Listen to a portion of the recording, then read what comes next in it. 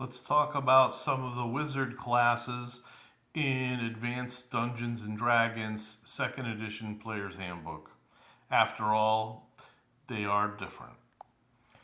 All right, so what went on in the first edition was you had a kind of basic magic user, and they wanted to maybe spice it up a little bit, make it different, so they came up with the specialist class of magic user, and that's what this table is right here. Um, Became specialist wizards. There's also other types in other campaigns and some of the other material released, whether it was in Dragon Magazine or from other publications, by TSR, of course. So the wizard specialist does not need to get any further experience, but they do have to pass these prerequisites here, unless, of course, your dungeon master says, to heck with those prerequisites. I'm allowing any race to be whatever type of specialist they want to be. Maybe meeting the minimum ability score here. Maybe they are using the race but omitting the ability score. However they want to play it. So, say you wanted to make an abjurist specializing, or an abjure, sorry, specializing in abjuration spells. It says here he must be human. He's got to have at least a minimum of 15 wisdom, along with his high intellect. And here are the opposition skill schools of spells that he can no longer cast. He cannot cast alteration or illusion magic. So those spells have to be completely gone from any source material that wizard might have. I just want to say, though, that the class of spells that require the wizard to, say, look at spell books, that's usually divination when they're looking up, say, read magic spell or detect magic spell. All wizard specialists, if that class of spell is denied to them, they still can use up to, I believe, third level spells, because they have to be able to have certain spells like that. So here's another one here. The Conjurer. Usually they summon monsters to spring up from nowhere to defend them. They have to be human or half elven. They have to have a 15 con, and they're giving up greater divination. See what it says? It says greater divination and invocation spells.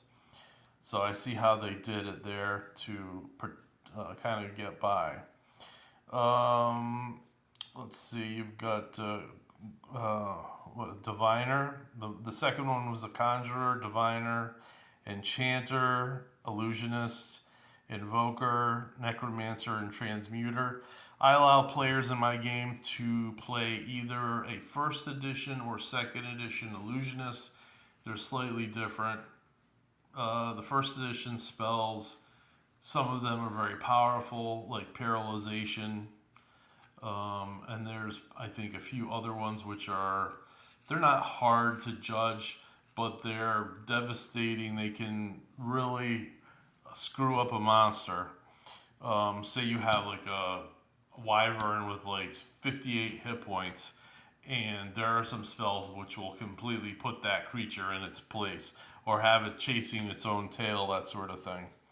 So you see that the racial features are here, the school, the minimum ability. It's fairly easy, and they have advantages and disadvantages, which are on page 32, unless you have that newer black book, in which case it's probably on a page similar, but maybe up a few or back a few pages. Of course, they have the races, minimum ability scores.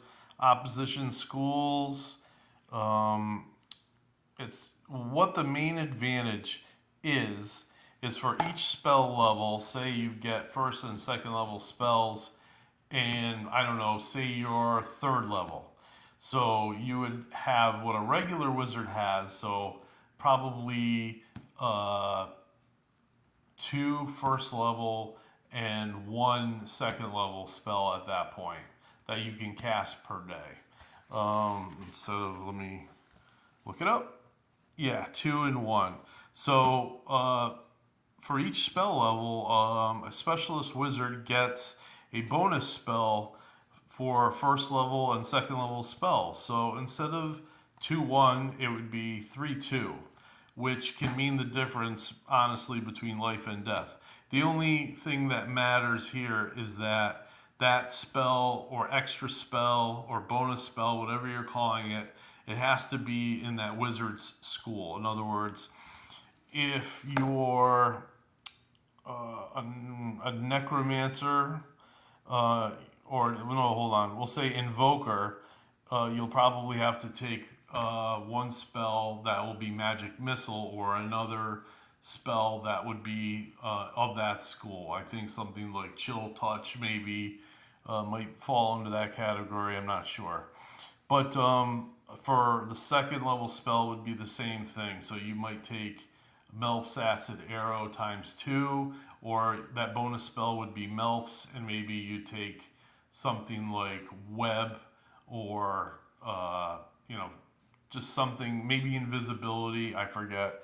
We'll see what they can't have. They can't have enchantment, charm, and they cannot summon creatures to their aid. Which makes sense. They get all the good nasty spells that cause damage.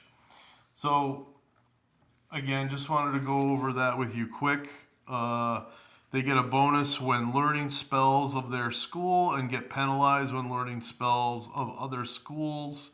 Whenever they reach a new spell level, they automatically gain one spell to add to their spell book. So without even doing any kind of research, they get a free spell automatically. It can either be picked out by the dungeon master, or the player can pick out the spell if he's got one targeted. All right, that's all I want to talk about tonight. Good night.